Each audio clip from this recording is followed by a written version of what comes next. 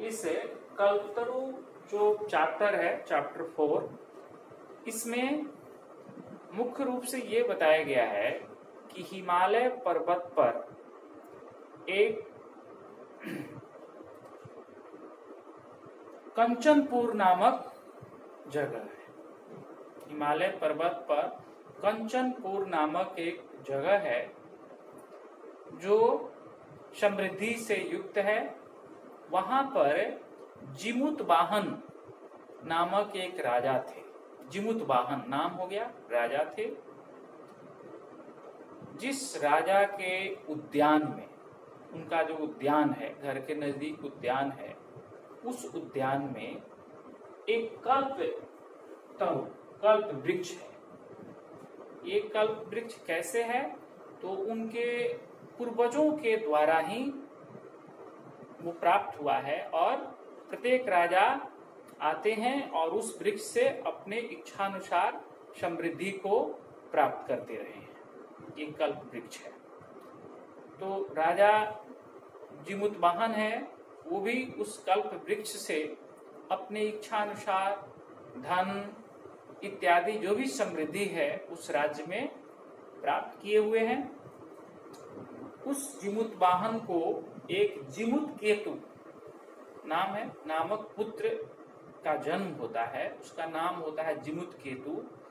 वह जिमुतकेतु बचपन से ही कुशाग्र बुद्धि का है, बहुत प्रतिभाशाली है और उसको कुछ जानने की जिज्ञासा रहती है, जानने की प्रवृत्ति रहती है।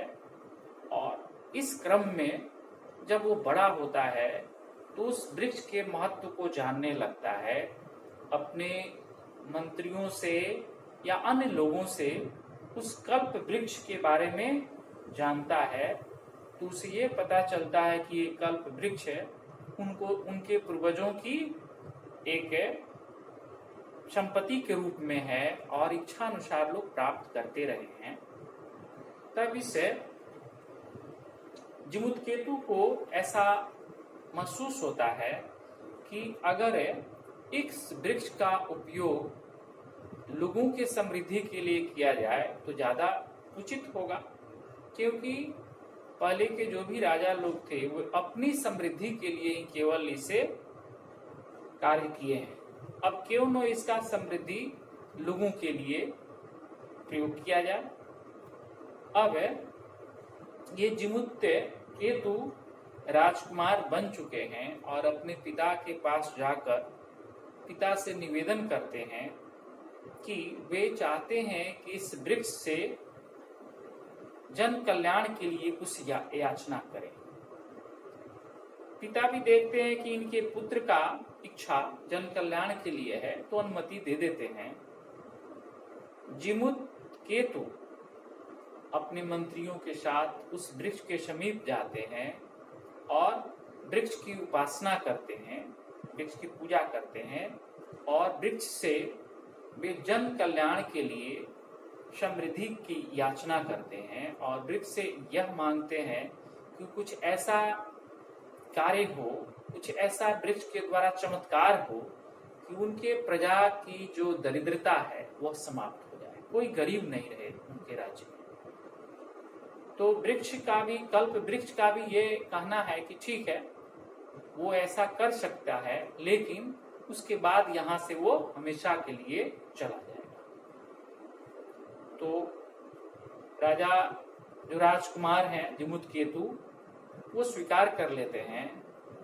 अब उस कल्प तरु से पर्याप्त रूप से धन की वर्षा हो जाती है, जिससे कि उस राज्य में सभी लोग समृद्ध हो जाते हैं, कोई गरीब नहीं रहता है। और जिमुतकेतु जो है उनका यश चारों तरफ फैल जाता है। लोग ये कहते हैं कि जो प्राचीन राजा हुए थे वो केवल अपने लिए ही इसका प्रयोग करते थे, केवल रखे हुए थे, लेकिन प्रजा के कल्याण के लिए इसका प्रयोग किसी ने नहीं किया। यह राजा, ये जो राजकुमार हैं जिमुतकेतु, वे निश्चित ही जन कल्याण की भावना से ओतप्रोत हैं और इनका सम्मान मिलना चाहिए। जिमुतकेतु का सम्मान मिलता है और वो पुनः राजकुमार से राजा बनते हैं। चारों तरफ उनकी प्रसिद्धि बढ़ जाती है। यही इसमें स्टोरी है। इसको हम लोग फिर संस्कृत और हिंदी साथ साथ देखेंगे, कुछ शब्दार्थ, संधि, समास, प्रत्यय जो भी है वो देखेंगे। ठीक है।